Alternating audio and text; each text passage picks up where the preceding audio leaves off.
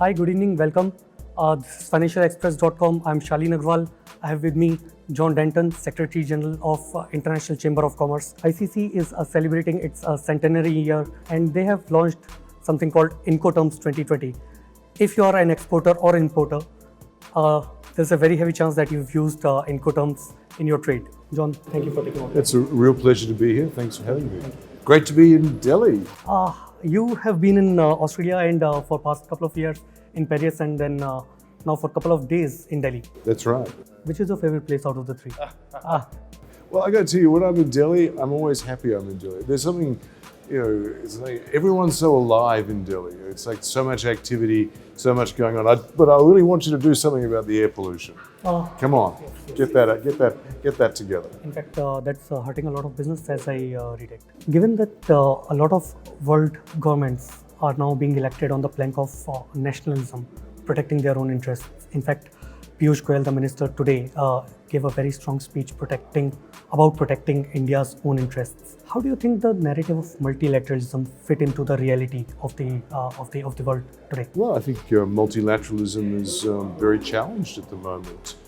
But just because it's challenged doesn't mean it's wrong. From our point of view, a multilateral system which has clear rules and obligations and has transparency and has a capacity to settle disputes is critical to enable businesses to operate. It's not just a matter of bilateral trade, because the reality is supply chains and value chains require activities across a whole range of jurisdictions and economies. And what we want to have is the ability for those supply chains to operate effectively. And then to participate in those supply chains is what's given the opportunity to the whole creation and success of SMEs, micro SMEs, services sector, services businesses, now database businesses. We've really got to recognize that it's those businesses that will struggle and suffer if multilateralism starts unpicking the very supply chains that have been enabled by multilateralism. That's in no one's interest. Sure, I mean that's all good, and I think no one would disagree with that. But then again, the reality is something different. All the governments all the strong leaders in the world are saying that it's my country first, and I will negotiate from a position of strength. Then how do we take it forward? Well, I do hear a lot of that, but I also still see a lot of support for producing goods as effectively as possible and services as effectively as possible. And you can't do that simply by closing your borders. You actually need to have open economies to enable those efficiencies, to enable the investment, to enable innovation to flow, people to flow. And so there is a contrast between the rhetoric and the reality of the way in which the global economy actually functions. It doesn't mean that the rhetoric won't lead to risk in terms of decoupling, all those sorts of issues as well. But we're a long way from that. There's also positive interruptions to the negative narrative. I mean, even though India's chosen not to participate in RCEP, the reality is that brings together some very significant economies who actually see the value in opening their borders up to each other to enable supply chains to operate. You may not have focused on this, but I've just been in Africa.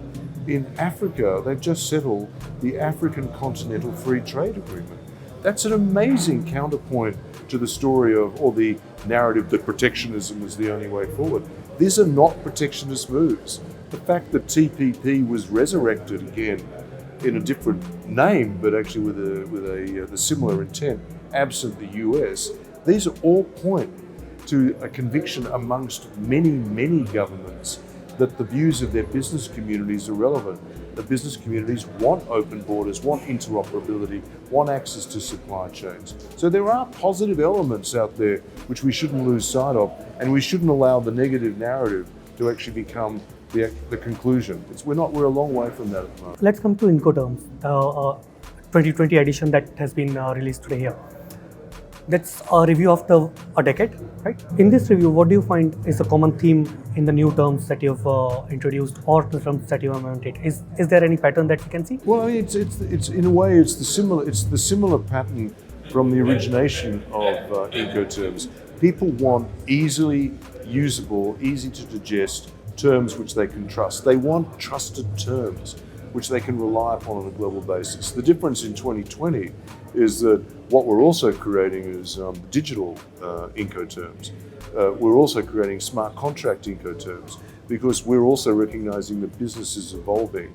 Business wants things to happen faster. They want to rely on Incoterms by using the digital platform as well. So this 12th edition of Incoterms reflects the reality of the 21st century, which is a digital economy, and we've actually created Incoterms to support that, and that's what we're playing with, and that's what business seems to be really enjoying at the moment. We had historically high access levels to Incoterms, so we're very happy about that.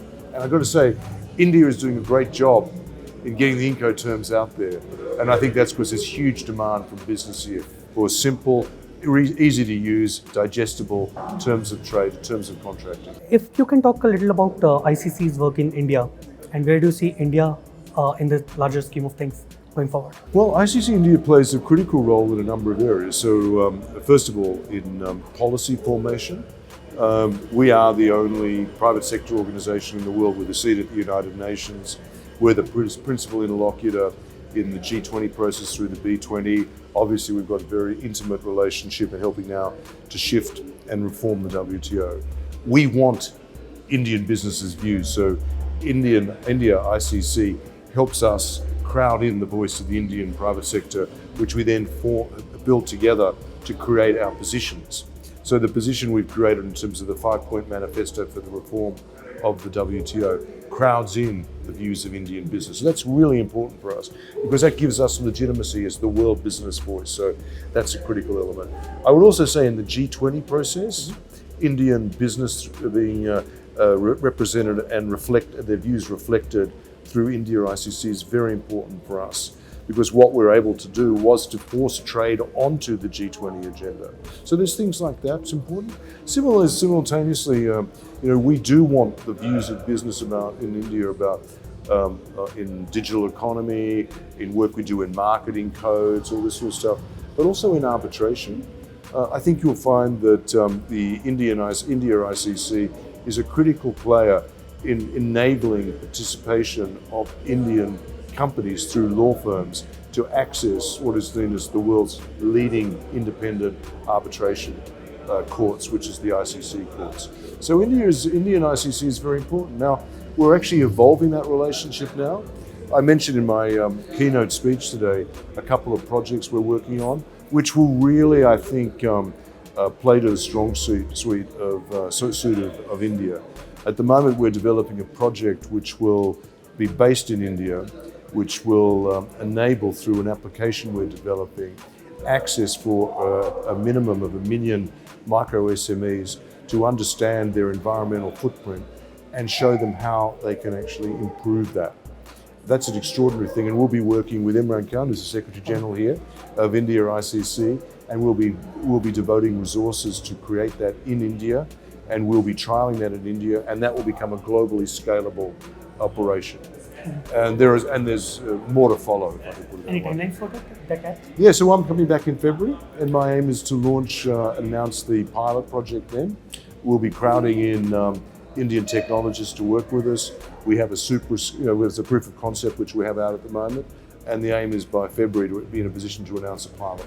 I want to move to the business part of it.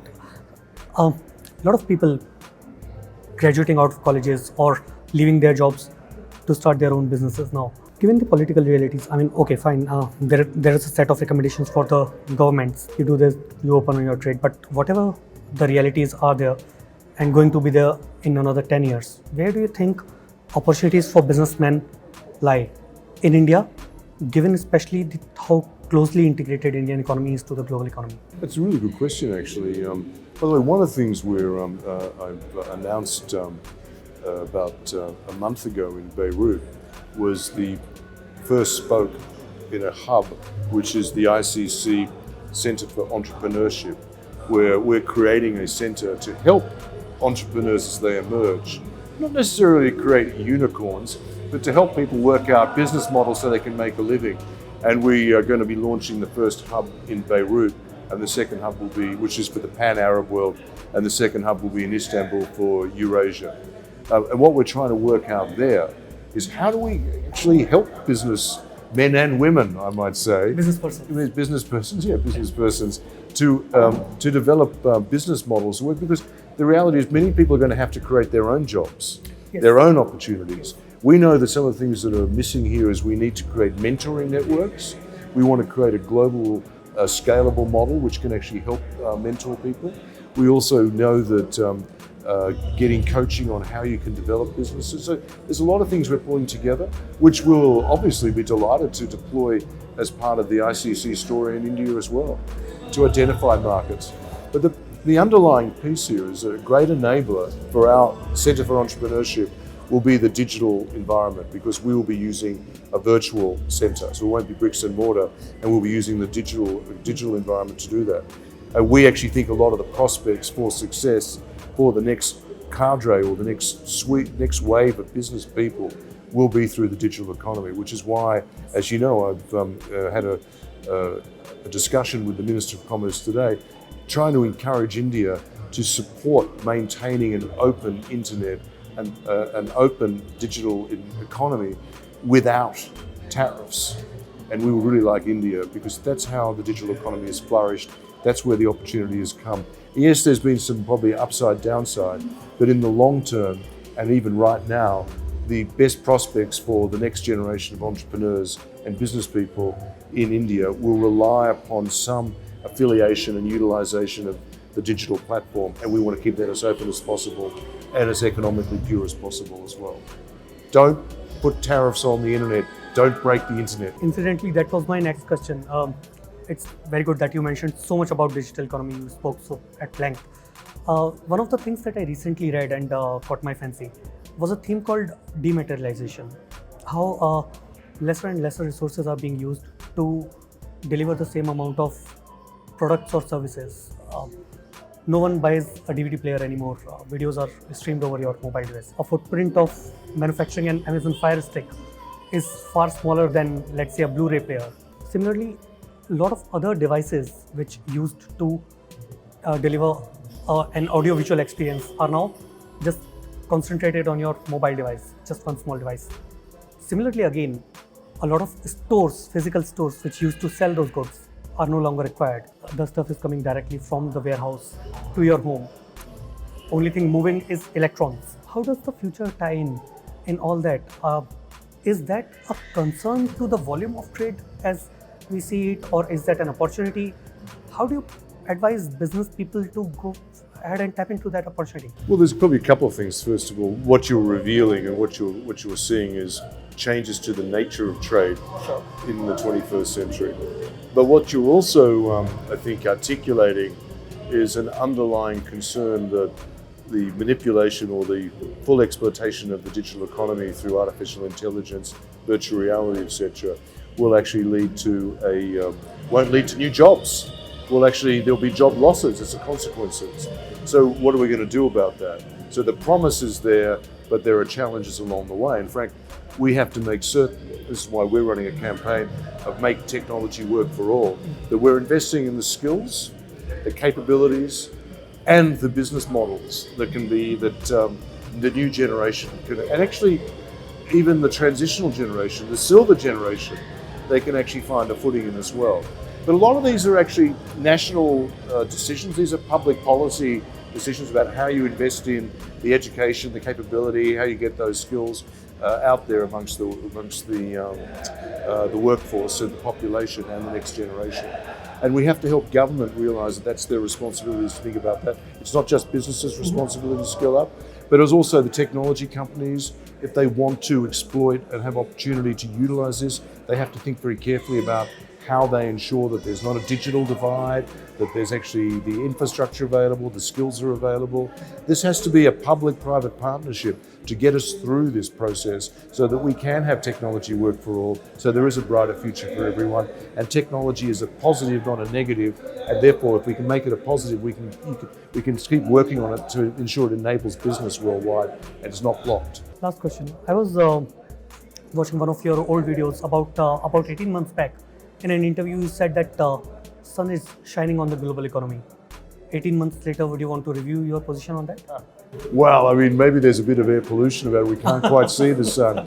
The sun is still there. The prospects for success are still there, but it's actually sometimes hard to see it. And one of our jobs is to actually work on ways to enable business to actually see that brighter future. And it's really important for us to keep in mind our purpose to enable business worldwide to secure peace, prosperity, and opportunity for all. Growth is good. Measured growth is good. Sustainable growth is good. The ICC stands for all that. Sure, that's a high-level view, of course. But on ground, there is a slowdown across the world, especially in India. There is a huge debate if you've been following Indian news. But then globally as well, there's a consumption slowdown in the US. There is a lot of trade uncertainty in the Europe because of this little thing called Brexit. How do you see the global economy going forward in the short term? But there are a lot of crosswinds there. But I mean, if I unpick the global economy, what is continuing to push the global economy forward is growth in Asia. What underpins growth in Asia? Obviously population, but really importantly, this has been the supply chain revolution. Asia Pacific was actually, a lot of its growth was enabled by a supply chain revolution. There's actually been an important, that enabled countries to trade amongst themselves to create goods. So we need to keep focus on that. If I had $2 and only had $2 to invest, I'd invest it in Asia. Let's not forget, as challenging as some of the growth figures are for India, when you're talking about growth figures of 4 to 5%, that is still healthy. The challenge is whether that is strong enough to provide the growth which will enable the jobs which need to be made, to be developed, to ensure that the 1 million people a month who need access to that get access to it. And that requires government to also step up as well. Closing the Indian borders is not going to help. Where is that growth going to come from? It's going to be from enmeshment in a global economy and building a thriving global economy. So we actually want your political leaders and your business leaders to recognise that and speak out, because the business leaders are, and now we've got to encourage the political leaders to maintain confidence in having open borders, because that's what will actually sustain and drive growth, because that's what's underpinning Asia. Well, John, thank you very much for taking the time. Thanks Thank so you. much. Thank All you. the best. Thank you all for watching.